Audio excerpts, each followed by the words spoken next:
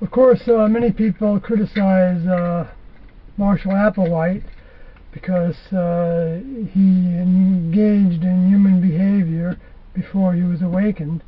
Well, his name, Applewhite, as I'm claiming that he's the first horse of the apocalypse, the horse being his physical body, the human body that he took over and that he became the rider of. And white is light.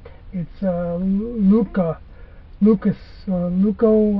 Sorry, I'm forgetting the pronunciation of that in the Greek, but it refers to light. So it's actually more like Marshall Applewhite, which apple represents the darkness of being deceived, but accepting that deceit, basically, that temptation from breaking the instruction that was given, the commandment that was given, and so that's considered to be the sin, the original sin in the Christian religion, and so for him to have a name that was like sin made pure, or apple white, apple light, or darkness to light, because darkness being the underhanded way in which it was instigated, and the desire for self-gratification. There's nothing wrong with that. I mean, but it's something that needs to be outgrown as well if we want to be on the team that had something that created this place. If we want to apprentice with people that are far are superior in every sense, that they live indefinitely, and they don't die, or they don't have disease, they don't have troubles, and all this backstabbing and all the things that happen in life and in the media, and with the famous and the rich and the famous and the poor, and those are all animalistic behaviors, and they're fine for human beings. It's not like they're wrong. They're not wrong. They're just not evolved behavior. And the next level is more like a futuristic society.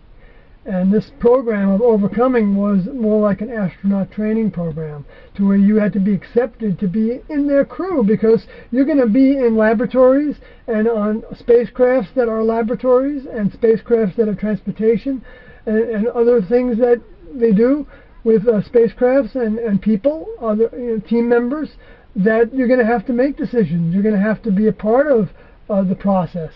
And they don't want individuals that from the get-go are going to be thinking that they could see a better way of doing something. They want individuals that will learn the methods of doing things, to where if they have to make a decision solely on their own, without any backup, without having access to the captain or the older member, then they will do so reluctantly, not because they're afraid of making decisions, but because they want to make the best decision. Because everything means something to the people that are working on all this. None of this happens by accident. I mean, there's things that happen randomly, but they're not by accident either. When a leaf falls from a tree, when it's dead and it floats down to the ground, it's taking a rather random path to the ground, but it wasn't an accident that that leaf fell off the tree. Even if the wind blew it off, it's because that leaf was ready to die and the wind could blow it off, and it was part of the cycle. It was part of the design to have that cycle. So every detail has been looked at, and it continues to be looked at. It's not like set in stone. Anyway, so yes, Marshall Herf Applewhite was a human body that was grown, that grew up and experienced a lot of things. And then when before he met T, Bonnie Nettles, he basically started breaking away from those things. And I'll leave it at that.